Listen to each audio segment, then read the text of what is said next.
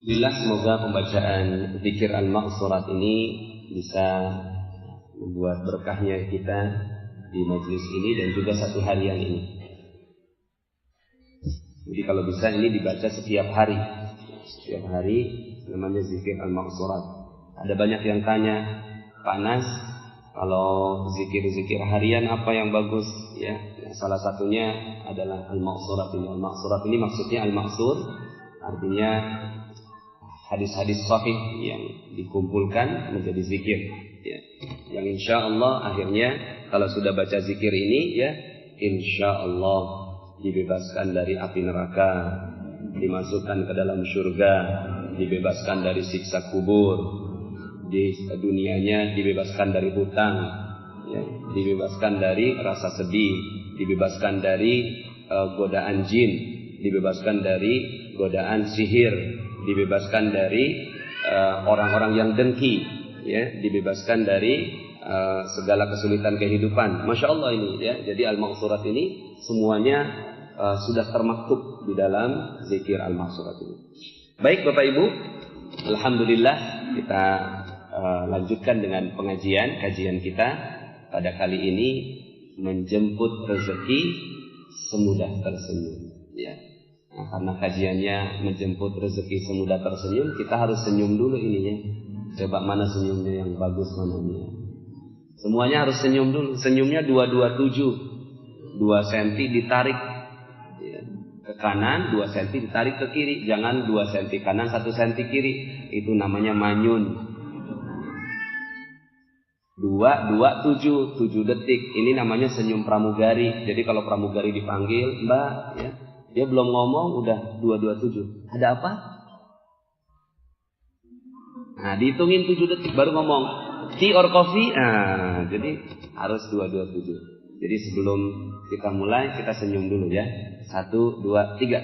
Sling. 1, 2, 3. Lihat kanan kiri. 4, 5, 6, 7. Tahan sampai sore, ya. Cuma begitu aja nyari rezeki itu. Menjemput rezeki itu ya semudah tersenyum yang barusan kita lakukan, ya. Bahwa Allah Subhanahu wa ta'ala sebenarnya sudah jamin rezeki kita. Allah Subhanahu wa ta'ala sudah jamin rezeki kita. Minimal tiap orang 5 miliar per bulan. Amin, ya. Udah dapat belum? Saya ketika pengajian, ya, saya sampaikan bahwa insya Allah setiap orang bisa lah dapat 5 miliar per bulan. Ada yang tanya, Ustaz, bukannya rezeki itu udah ditaker? Ya, udah ditaker. Kayaknya sih itu kegedean, Ustaz.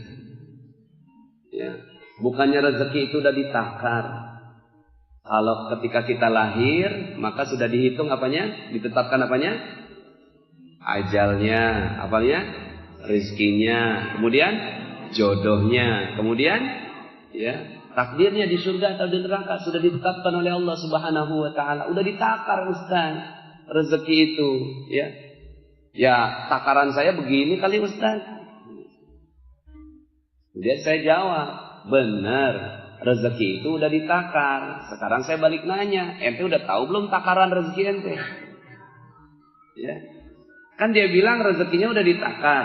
Berarti udah yakin bahwa rezeki udah ditakar. Benar, udah ditakar. Sekarang saya balik nanya, tahu belum takarannya? Enggak tahu. Kalau enggak tahu, saya kasih tahu. Takaran rezekinya orang yang beriman ada dalam surat 24 ayat 55. Surat 24 ayat 55. Sambil dibuka boleh juga itu, ya. Surat 24 yaitu surat An-Nur ayat 55.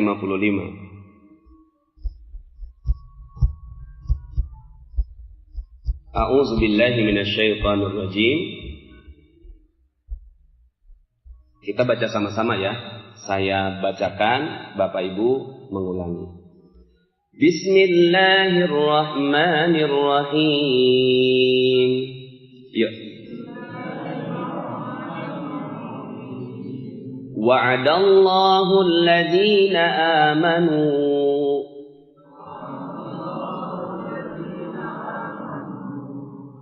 alladzina amanu minkum wa 'amilus shalihat.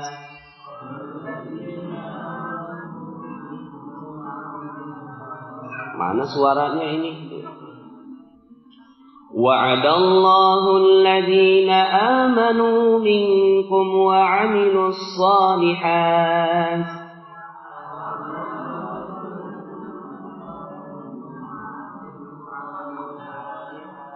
La yastakhlifannahum fil ardh kama istakhlafa alladzina min qablihim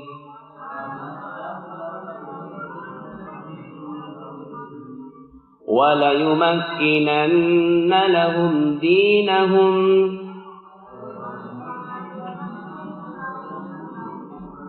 alladzi irtadaa lahum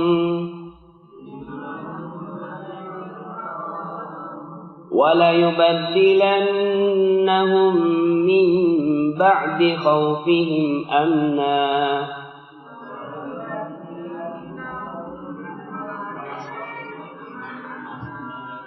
ya'budunani la yushrikuna bi syai'a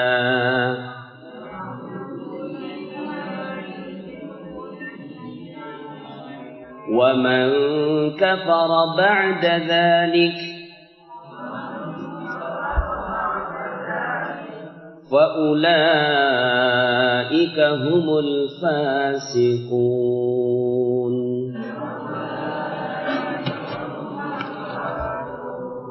Nah, ini takaran rezeki buat orang beriman. Jadi kan, Ustadz, bukannya rezeki itu ditakar? Iya, udah ditakar. Ente udah tahu belum? Belum. Lah, ini takarannya. Takarannya apa?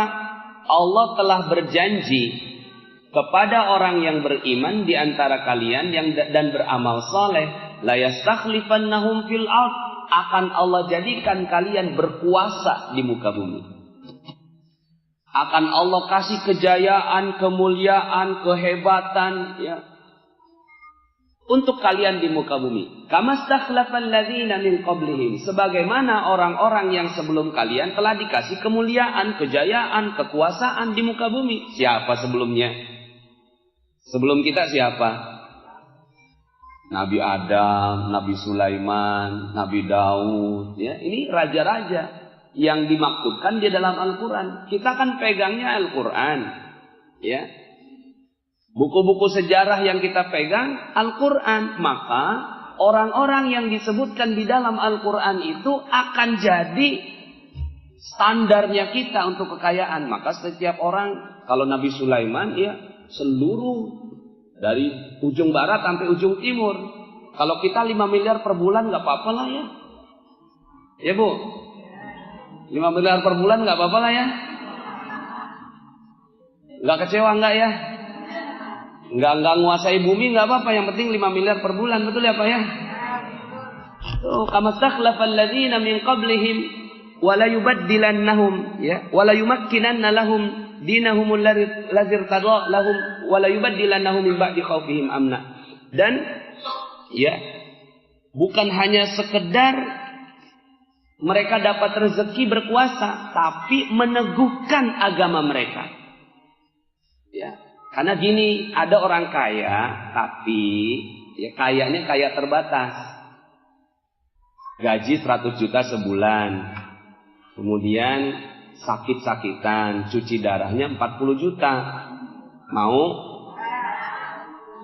Nauzubil.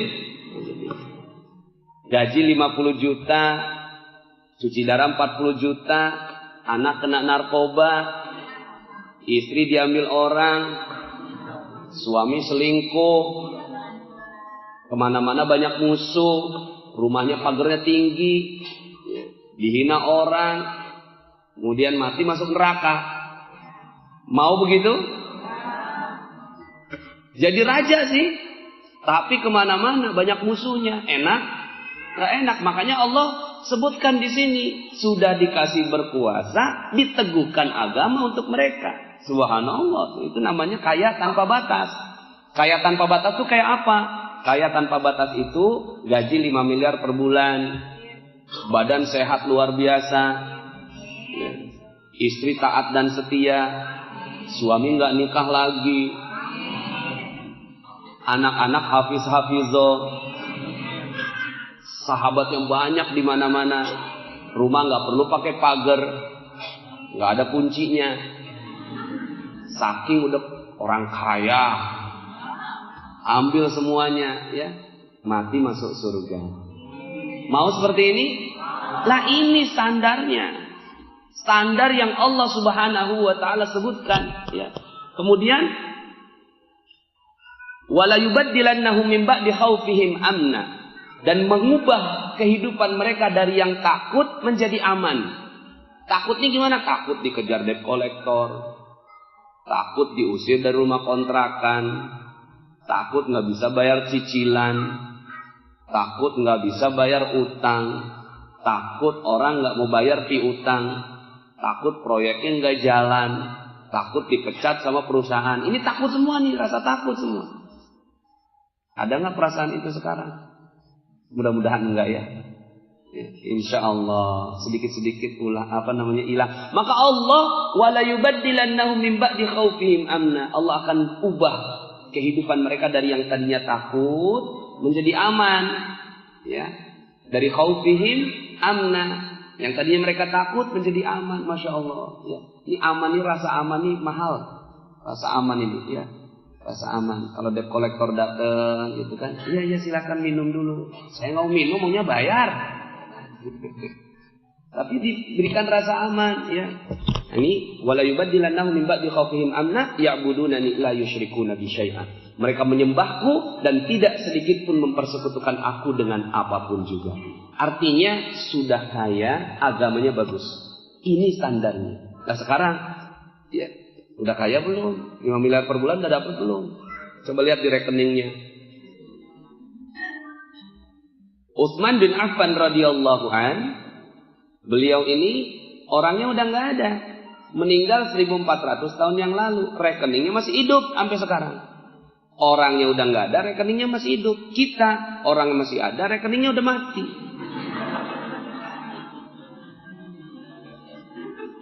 Terus dia nganggep bahwa itu udah takarannya dia. Takaran saya kayak gini kali Ustaz. Enggak, jangan kayak gitu dong. Bukan. Takarannya orang yang beriman itu di dunia kaya raya, berjaya, di akhirat masuk surga. Itu takarannya orang yang beriman, ya. Jadi sekarang ini kita sepertinya inferior gitu, merasa rendah diri, bahwa kita ngerasanya kayaknya nggak bisa, ya. Kita kayaknya ya udahlah, kalau memang udah meluk agama Islam, Islam tuh konotasinya miskin, bau, jelek, ya. Itu konotasi kita kalau kita menjadi orang Muslim. Padahal Allah berikan kejayaan, kemuliaan, kemakmuran, ketinggian, ya, kekuasaan kepada orang yang beriman. Kalau belum dapat berarti kita rapihin aja keimanan kita, nanti juga dapat gitu. Maka, ya. Kalau di dalam channel Telegram itu awal-awal sekali saya sampaikan tentang materi perisai rezeki, bahwa sebenarnya rezeki kita itu udah datangnya seperti air bah, seperti air banjir. Cuma kita nggak dapat. Kenapa? Karena kita cinta betul sama yang namanya perisai. Doyannya sama perisai, nggak doyan sama rezeki. Doyannya sama perisai. Perisainya apa? Perisainya itulah dosa. Dosa kita itulah yang membuat akhirnya, ya, seluruh kehidupan kita dipersulit oleh Allah Subhanahu wa Ta'ala. Yang tadinya 5 miliar kagak dapat 5 miliar, ya. Nggak dapat tuh. Maka yuk sama-sama kita rapihkan, ya. Ini air bah, rezeki seperti banjir, ya. Yuk kita lihat dalam surat Nuh. Surat Nuh, surat berapa itu Nuh? 71 ayat 10. Surat 71 ayat 10. Bisa di situ. Dilihat kok, enggak usah. Yuk kita baca sama-sama ya. Boleh kita baca sama-sama? Surat 71 ayat 10. فَقُلْتُ اسْتَغْفِرُوا رَبَّكُمْ innahu kana ghaffara. Ayo.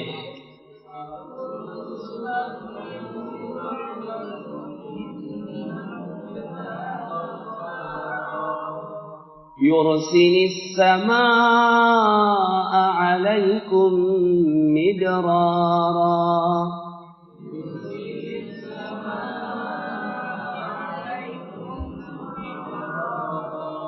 Wa yumdidkum bi amwalin wa banina wa yaj'al lakum jannat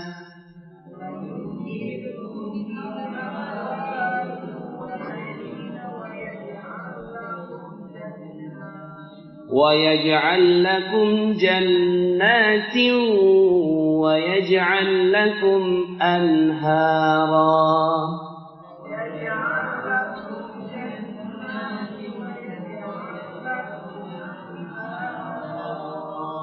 مَا لَكُمْ لَا تَرْجُونَ لِلَّهِ وَقَارًا.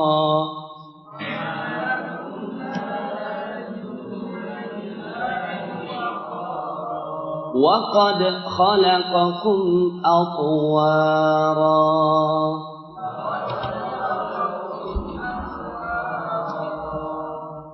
وَقُلْتُ اسْتَغْفِرُوا رَبَّكُمْ. Maka aku katakan kepada mereka, artinya ini ajarannya, kurikulumnya Nabi Nuh kepada kaumnya. Apa sih sebenarnya yang kamu ajarin? Kata Allah begitu ya. Kok mereka nggak ada yang meluk Islam? Mereka kok nggak ada yang meluk agama Islam? Kemudian kata Nabi Nuh, aku sudah bicara ke mereka ya Allah. Apa yang kau bicarakan? Ya, mohonlah ampun kepada Tuhanmu, sesungguhnya Dia adalah Maha Pengampun. Terus, kalau udah diampuni, maka niscaya Dia, Allah, akan mengirimkan hujan kepadamu dengan lebat. Tuh. Jadi perisai inilah yang membuat kita tidak mendapatkan rezeki. Kalau perisainya dibuka, maka rezekinya akan datang. Yursilis samaa'a 'alaikum midrara, akan diberikan hujan yang lebat kepada kalian. Hujan yang lebat itu artinya apa? Proyeknya lancar, bisnisnya lancar, gajinya lancar, gitu. Ini ya lebat, rezekinya lancar, nggak berhenti-berhenti, nggak putus-putus. Kemudian kata Nabi Nuh, apalagi yang dijanjikan kepada kaummu? Wa yumdidkum bi amwalin wa banin. Akan ditambahkan harta-harta, ya. Jelas nih, dan membanyakkan harta-harta. Ya. Katanya agama nggak ngajarin dapetin uang. Lah ini Nabi Nuh ngajarin dapetin uang, dapetin harta. Wa yumdidkum bi amwalin wa banin, akan ditambahkan ya harta-harta kepada kalian dan banin, anak-anak. Bukan sekedar anak biologis, anak perusahaan, anak cabang gitu. Ya. Amin. Ya. Wa yaj'al lakum jannatin, dan akan dikasih kebun-kebun kalian. Kebun kurma, kebun anggur, kebun yang lain-lain, atau kebun mesin-mesin produksi ini ya. Wa yaj'al lakum anhara, kalian enggak perlu ngurusin kebun kalian karena Allah yang ciptakan sungai-sungai di samping kanan kirinya yang ya semuanya akhirnya enggak perlu disiram, dia subur sendiri. Ya. Passive income, financial freedom. Nah, ini yang dijanjikan di dalam surat Nuh. Ya. Malakum la tarjuna lillahi waqara. Mengapa kamu tidak percaya? Tuh, akan Allah kasih semua yang kayak gitu, kok kalian nggak percaya? Wa qad khalaqakum atwara. Padahal Dialah Allah yang telah menciptakan kamu dalam beberapa tingkat kejadian. Artinya Allah udah ciptakan kamu, kenapa Allah nggak bisa kasih rezeki yang besar buat kamu? Allah kasih. Jadi kita harus yakin dulu rezeki kita takdirnya 5 miliar per bulan. Nah itu dulu, pegang dulu. Kok kecilan 5 miliar per bulan? Umar bin Khattab 233 miliar per bulan. Itu Umar bin Khattab. Ya. Nah maka kita 5 miliar Masya Allah ya. Percaya? Sebesar apa percayanya? Ya. Nah sekarang tinggal bagaimana caranya. semudah tersenyum. Ya, semudah tersenyum. Yuk kita pelajari ini. Terus gimana ya Ustaz? Perisainya ini dihapuskan. Ada banyak sekali perisai kita. Itu berlapis-lapis. Berapa banyak? Ratusan.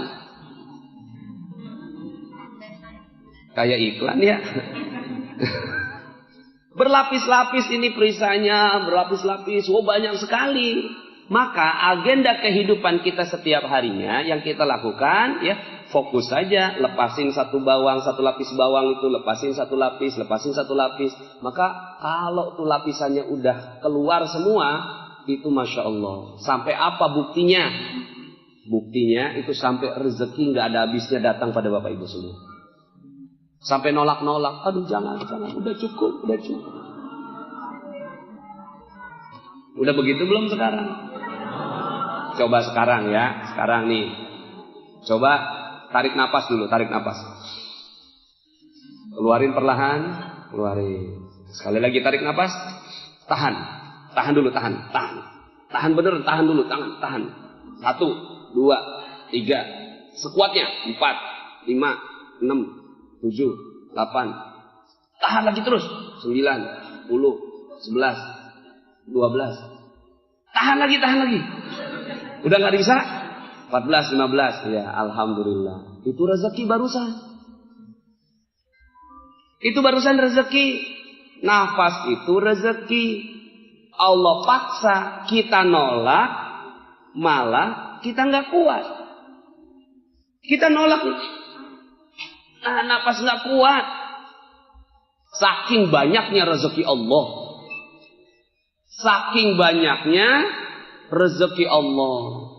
Maka rezeki Allah ini seperti nafas.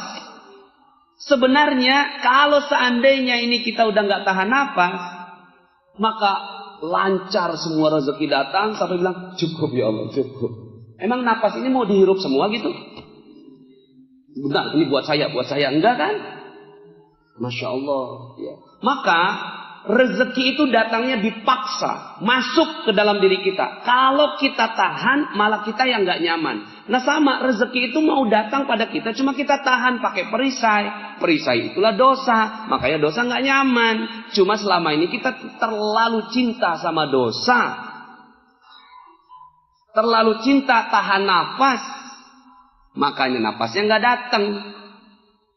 Cuma selama ini kita tahan nafas terus. Akhirnya jadinya UMR itu upah minimum regional. Standarnya itu jadi dijadiin standar. Ya. Nah sekarang gimana caranya dapat nafas? Sederhana, lepasin, ya, jangan tahan nafas. Kalau udah nggak tahan nafas, Masya Allah, itu datangnya Masya Allah banyak. Dan cuma selama ini yang datang udara. Cuma udara ini kita nggak pernah akui sebagai rezeki kan? Kita nganggapnya itu udah kita hidup dengan nafas. Coba kalau seandainya kita udah nggak bisa nafas terus kemudian harus dikasih oksigen. Oksigennya berapa itu harganya? Dan kita nggak pernah mikir, kita nggak pernah sadar. Ini orang kaya yang tidak sadar akan kekayaannya. Kita udah kaya, Masya Allah. Cuma kita nggak sadar akan kekayaan kita. Nah, sekarang bagaimana itu juga Ustaz, yang kita butuh bukan udara, duit. Ya udah dah, kalau memang mau duit, ya tahu aja. Iya sih rezeki saya banyak Ustaz, tapi nggak ada duitnya.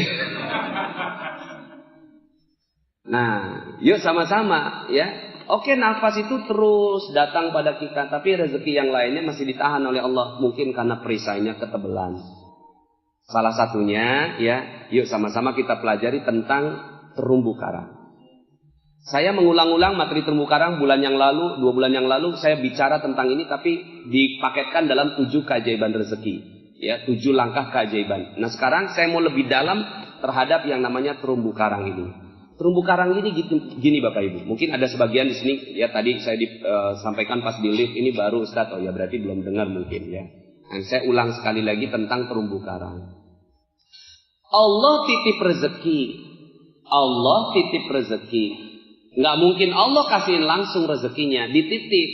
Seluruh hewan tahu di mana letak rezekinya. Jadi kalau ditanya ke jerapah, hai jerapah, di mana Allah titip rezeki buat kamu? Tuh, di pucuk pohon. Hei ikan, di mana Allah titip rezeki buat kamu? Itu di terumbu karang. Itulah rezeki buat saya, di situ Allah titip.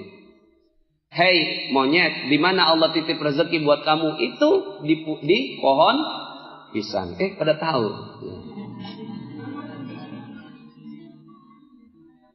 Nah, tapi ketika ditanya kepada manusia, di mana manusia titip rezeki, ya? Hei manusia, di mana Allah titip rezeki buat kamu? Ternyata survei saya membuktikan tidak ada satupun yang menjawab dengan tepat.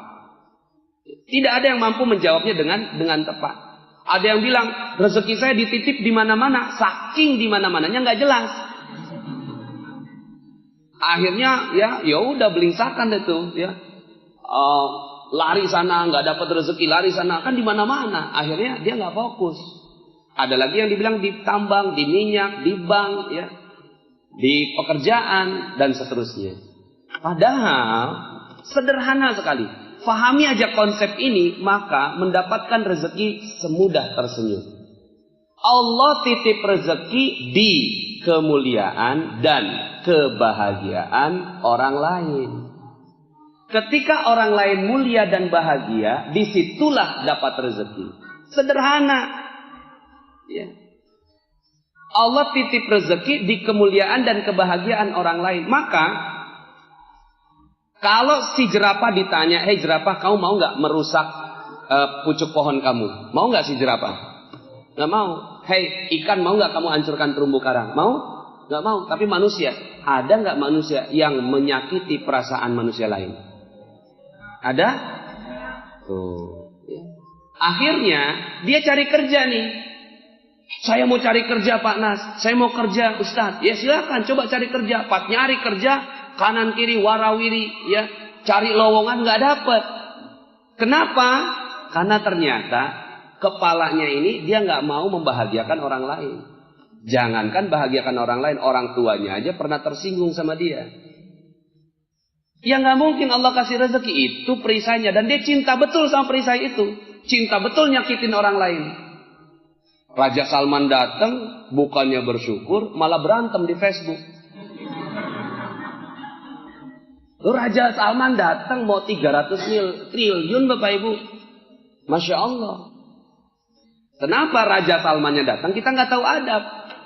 Sama rezeki Allah datang tiap hari, kita nggak tahu adab, kita nggak tahu caranya bagaimana memuliakan rezeki Allah. Sebagaimana cara kita tidak tahu bagaimana caranya memuliakan Raja Salman. Raja Salmannya datang, kita berantem di Facebook, betul nggak Bapak Ibu? Yuk kita akui aja. Ada yang ngomong macam-macam di Facebook, ya, di WhatsApp, ya, di media sosial sekarang kita akhirnya. Lah ini adalah cerminan kita. Kita ngaku bahwa rezeki di minyak, rezeki di proyek. Raja Salmannya kita nggak berikan kebahagiaan dan kemuliaan. Maka kemuliaan dan kebahagiaan manusia. Kita selama ini ngajar proyek, ngejar sana sini. Tapi kemudian yang kita lakukan apa? Yang kita lakukan biarin aja orang lain kalah. Yang penting saya menang tender. Nggak apa-apa deh orang lain terhina. Yang penting saya mulia. Ibu kita lagi rapat jam 5 sore. Rapatnya rapat direktur. Rapat direktur gitu loh. Lagi membicarakan tentang proyek besar. Tiba-tiba handphone bunyi. Taninut. Pas dilihat loh kok ibu. Sebentar bu. Walaupun nggak ngomong ya cuma. Bentar nanti saya angkat. Lagi rapat ini. Taninut. Ya ibu lagi. Palingan ngomongin gigi palsu.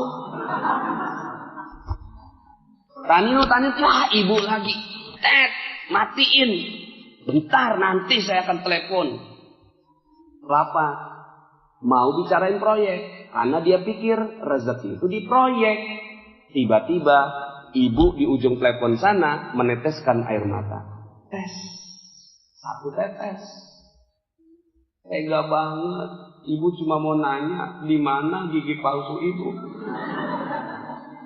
Nah, kan bener gigi palsu. Cuma dia belum makan siang. Belum makan siang jam 5, kelaparan. Nggak bisa makan kalau nggak pakai gigi palsu, namanya juga ibu. Tua, pikun. Tapi nih orang direktur ini nggak tahu kalau rezekinya ada di kemuliaan dan kebahagiaan orang. Dia pikir rezeki itu ada di rapat direksi. Akhirnya dia kejar rapat direksi. Satu tetes air mata ibu jatuh, jangan harap. Habis semuanya. Habis. Nggak ada proyek. Kalaupun dapat proyeknya, pasti ujung-ujungnya nggak bagus.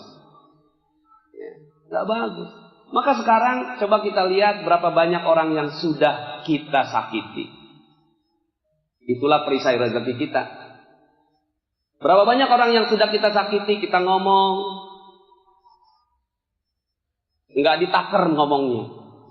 Pas nggak ditaker, maka Masya Allah, tiba-tiba orang tersinggung. Bukan berarti saya mudah membicarakan seperti ini, sayanya udah aman. Enggak. Karena saya sudah sedih. Ini saya menyampaikan materi ini supaya saya bisa diampuni oleh Allah Subhanahu wa Ta'ala. Saya. Ya Allah, saya mau menyampaikan ini supaya saya diampuni. Suatu ketika, Bapak Ibu, saya itu punya paman, tapi paman kecil. Adiknya ibu saya. Adiknya ibu saya ini umurnya masih di bawah saya. Dia kerja sama saya. Karena dia bisa macam-macam. Bisa laptop, bisa ngatur keuangan, bisa nyetir, akhirnya jadi asisten. Pas jadi asisten kemana-mana saya disetirin tuh sama paman saya ini. Suatu ketika ketemu sama Ustadz Yusuf Mansur. Pas ketemu sama Ustadz Yusuf Mansur ditanya, ente sama siapa? Saya jawab, sama supir. Tuh, saya ngomong sama supir. Saya pikir di paman saya nggak ada. Dia dengar Bapak Ibu. Cuma saya nggak tahu. Saya nggak tahu, orang saya cuma ngomong sama supir. Saya pikir itu bukan masalah. Beliau meninggal dunia. Tiba-tiba ada yang ngasih tahu ke saya, panas. Beliau ini udah meninggal dunia. Cuma saya mau kasih tahu aja, dulu pernah ngomong dia kecewa sama Panas ketika ketemu sama Ustadz Yusuf Mansur. Panas bilang jalan sama supir. Terus saya mau minta maafnya gimana coba? Orangnya udah nggak ada. Cuma mulut saya ini gampang banget keluar kata-kata yang nyinggung orang lain. Kemudian saya lihat, Masya Allah bener aja ya, rezeki saya semua ditahan oleh Allah Subhanahu wa Ta'ala.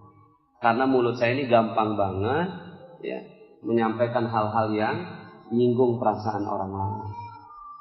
Nah itu yang kita nggak tahu. Yang kita tahu berapa banyak? Yang kita tahu aja banyak, apalagi yang kita nggak tahu. Ya sudah, kalau seandainya sekarang itu terjadi mulut kita ini menyakiti perasaan orang lain, jangan harap rezeki Allah datang. Karena itu adalah selubung perisai rezeki. Kan tadi ditanya, di mana Allah titip rezeki buat manusia? Di kemuliaan dan kebahagiaan orang lain. Nah sekarang akhirnya di kepala kita udah. Yang di kepala kita, ini install sekarang. Ulang dari pengajian ini, langsung install di kepala kita bahwa rezeki adanya di senyum orang lain. Senyum orang lain, ya udahlah pokoknya orang lain senyum aja dah. Terserah nggak dapat proyek nggak apa-apa, yang penting orang senyum gara-gara kita. Mungkin nggak, kalau seperti ini kita perlu ngalah. Suatu saat, aduh karena ini tendernya ketat sekali, terus kemudian kok dia terlalu berharap, ya udahlah kita ngalah, yang penting dia bahagia. Kesannya sih nggak dapat rezeki. Tapi sebenarnya dia menang. Kenapa? Karena dia telah mendapatkan senyum orang lain. Ini lagi jalan, ada bencong sebelah kiri. Jam 12 malam di Taman Lawang. Tok tok tok, abang gangguin kita dong.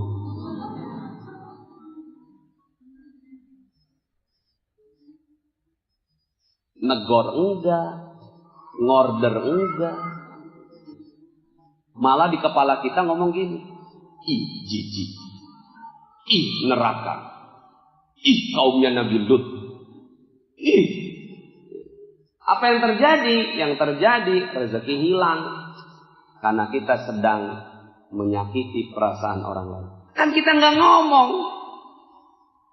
Kalau saya masih ngomong tadi.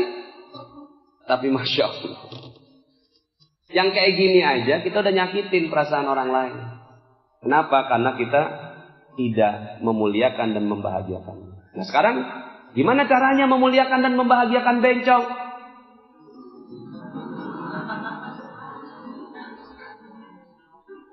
Gimana caranya? Ya udah tuh sambil nyetir gemeteran. Ada lampu merah kagak ijo-ijo kan? Ya Allah, saya lagi nggak sempat, ya Allah. Negor dia. Saya juga takut ini jam 12 malam ya Allah. Tapi ya Allah, saya ingin memuliakan dan membahagiakan dia ya Allah. Tolong ya Allah, segerakan dia menemukan jalan taubat. Saya percaya dia adalah manusia terbaik ciptaan Engkau. Dia pasti masih bisa memiliki kesempatan untuk dapat surgamu. Saya yakin ya Allah, agar dia bisa berkumpul dengan Nabi-Mu Muhammad SAW. Ya Allah, mudah-mudahan dia cepat dapat pintu taubatnya. Al-Fatihah, baca Al-Fatihah tuh. Udah selesai Al-Fatihah kok kagak ijo-ijo. Tapi aman udah. Itu bencong aja perlu kita muliakan, bahagiakan. Dengan apa? Kalau nggak sanggup negor, doakan dalam hati. Lah kita pernah nggak ada nih rombongan haji lewat, rombongan haji lagi lewat, ngiu pakai foreder, beberapa bus, dia lagi main catur, di satpam lagi main catur, sombong amat, baru pergi haji pakai foreder, palingan uangnya korupsi. Apa ada haji yang mabrur kayak gitu? Udah lu jalan sekarang. Ini haji lewat, rombongan haji lewat. Malah yang diomongin apa? Yang ngomongin malah tuh orang haji dilaknat sama dia dengan pikirannya. Dengan kata-katanya. Walaupun orang itu nggak dengar. Apa yang terjadi? Jangan harap nih orang pergi haji. Jangan harap orang ini bisa pergi haji. Kenapa? Rombongan haji dilaknat sama dia. Bisa nggak kalau seandainya pas rombongan haji lewat, subhanallah, baru rombongan haji aja udah Allah muliakan seperti ini. Bagaimana lagi kalau seandainya rombongan ini adalah rombongan orang-orang yang berjihad di jalan Allah. Saya doakan mudah-mudahan rombongan ini akan mendapatkan haji mabrur dari Allah. Udah gitu doang. Al-Fatihah, baca Al-Fatihah. Ya udah jalan lu, sekat. Maka dia sedang berdoa. Doa apa? Dia sedang berdoa, ya Allah mudahkan aku untuk dapat haji. Setelah itu Masya Allah udah ya. Allah akan berikan rezeki yang berlimpah untuk orang seperti ini. Lah ini ibu kita nangis gara-gara kita. Ayah kita nangis gara-gara kita. Suami kita tersinggung gara-gara kita. Istri kita nggak menikmati hidupnya dengan kita. Ada orang yang datang, Ustaz, saya mau sukses dalam hidup. Kenapa ya? Kok utang nggak lunas-lunas, piutang nggak kebayar, proyek kok nggak jalan? Saya tanya balik sama dia, istri ente bahagia nggak sama ente?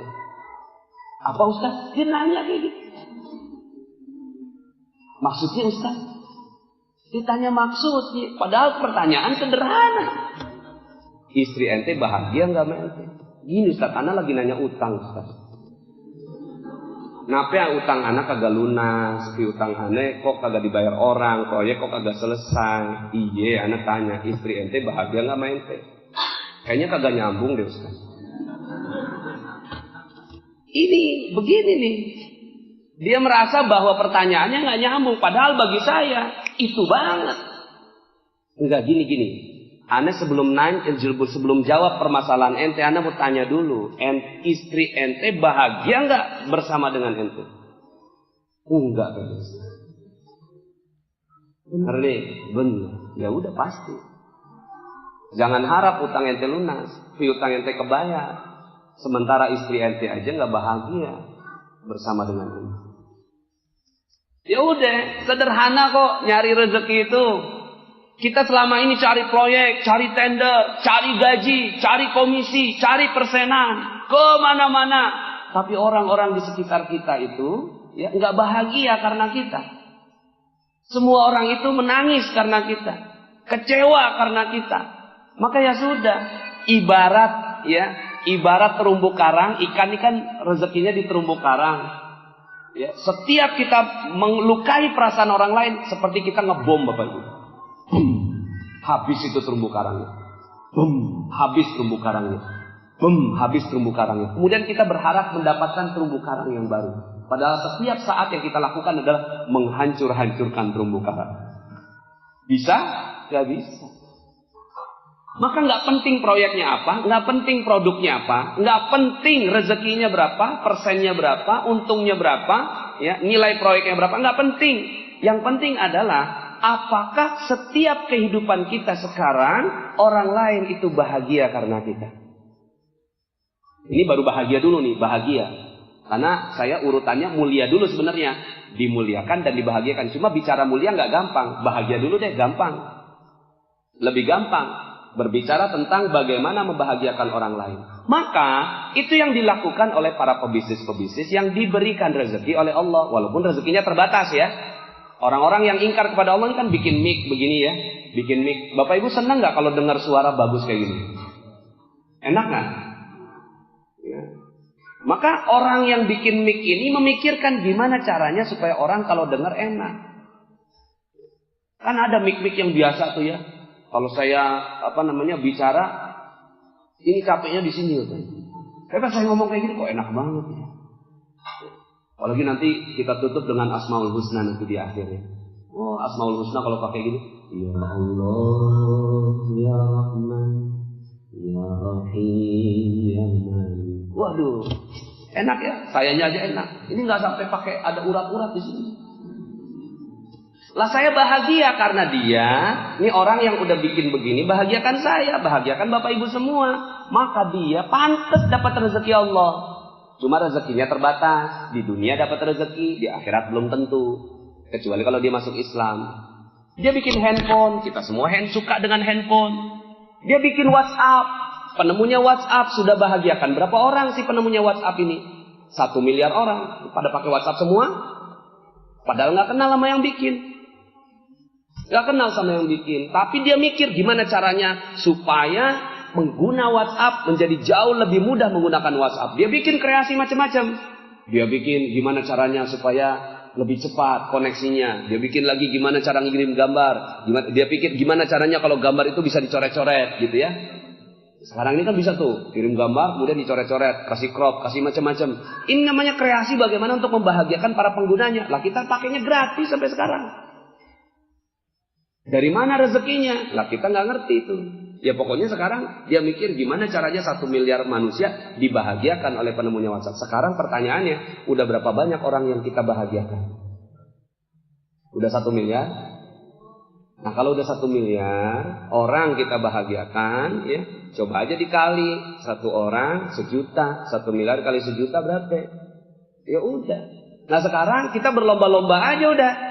Lomba-lombanya apa? Lomba-lombanya bagaimana membahagiakan orang lain. Udah setiap orang lihat gimana caranya supaya dia senyum. Udah gitu doang. Nggak usah mikirin diri kita. Pikirin gimana caranya. Pas ketemu sama tukang ojek. Bang ojek gimana kabarnya? Ya. Mau dianterin Pak? Oh, maaf yang sekarang nggak dulu. Tapi saya senyumin dulu ya. Yang penting senyum. Lah ini tukang ojek kagak kita tegur. Iya kan? Orang-orang di jalan, ya. Waktu itu Bapak Ibu, ketika saya jalan, jiwa saya ini masih jiwa yang, Masya Allah nih. Sekarang mah jalan taubat saya lah Bapak Ibu. Nggak peduli itu lagi hujan, air genang, naik mobil. Kita nggak peduli orang sebelah kanan kiri, nggak ngelihat. Yang penting kita mau buru-buru. Kalau mau buru-buru, ya namanya juga ada air. Kalau lo nggak pakai jas hujan, ya wajar kalau kena cipratan mobil gue gitu. Pas lagi ngebut, gitu ya, kena cipratan. Itu orang kalau ngomong gitu kan, waduh, mentang-mentang orang kaya, misalnya gitu. itu habis sudah rezekinya. Pas lagi jalan, saya waktu itu mau Ustaz Yusuf Mansur nih. Pas lagi jalan, itu ada orang sebelah kiri kan. Saya agak ngebut sedikit. Gitu. Rem. Dia ngitin saya, Bapak Ibu. Saya kaget juga. Rem kenapa Ustaz? Nggak ada apa-apa, itu ada air. Nanti kena cipratan orang.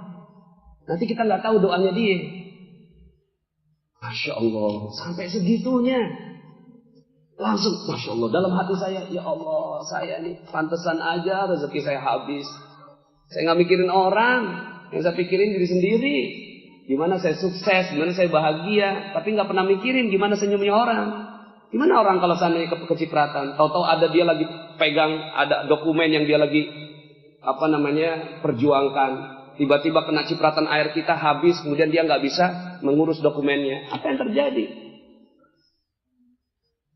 Lah kita sekarang ini di Facebook gampang sekali. Sekarang Facebook ini Bapak Ibu, ya. Ini wall gue.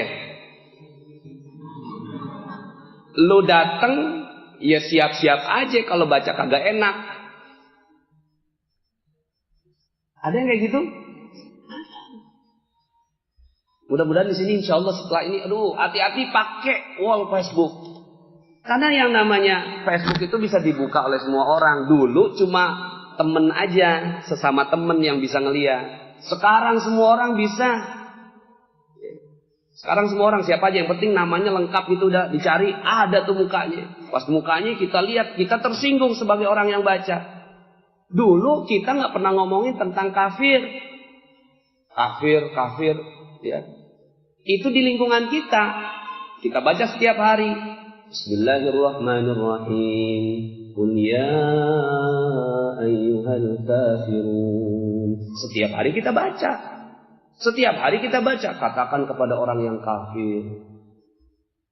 Tapi dulu sebelum masanya Facebook, sebelum masanya medsos, kita nggak pernah ngomong kafir di luar, ngomongnya di kalangan kaum muslimin aja. Coba kalau seandainya Anda ditugaskan doa di sebuah upacara bendera 17 Agustus. Pas lagi doa gini, mohon saya akan berdoa menurut ajaran agama Islam. Yang kafir berdoa menurut agamanya masing-masing. Itu nggak kita ngomong dulu? Enggak. Berbeda adabnya kan langsung. Kita nggak mau menyinggung orang. Akhirnya yang kita lakukan, yang berbeda kepercayaan, mohon untuk berdoa menurut kepercayaan dan keyakinannya masing-masing. Itu untuk menjaga perasaan. Sekarang di Facebook kita ngomong, ya, orang kafir di neraka. Ada teman kita yang kafir, dia tersinggung, habis sudah. Terus gimana dong? Ya sekarang beda eranya di medsos, ngomong yang baik-baik aja, bikin aja orang tersenyum di medsos, bikin orang tersenyum di WhatsApp. Sekarang WhatsApp grup, ya. Dulu WhatsApp grup nggak terlalu banyak seperti sekarang. Saya aja ada berapa puluh grup. Isinya nyinggung orang, bolak-balik, alumni di kabur. Ya udahlah, kita udah siap aja kalau di alumni. Ya. Ngomongnya kan kita nggak ngerti, alumni SD, ya kita nggak tahu. Orang yang jadi kayak apa?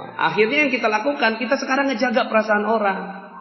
Kalau saya nulis seperti ini, ada orang yang tersinggung nggak? Bolak-balik dipikirin. Kalau kita nulis begini, ada orang yang tersinggung nggak? Kalau kita melakukan itu, maka insya Allah rezeki kita akan dimudahkan oleh Allah Subhanahu wa Ta'ala. Amin ya rabbal alamin. Jadi sederhana, semudah tersenyum. Coba celing, lihat kanan kiri,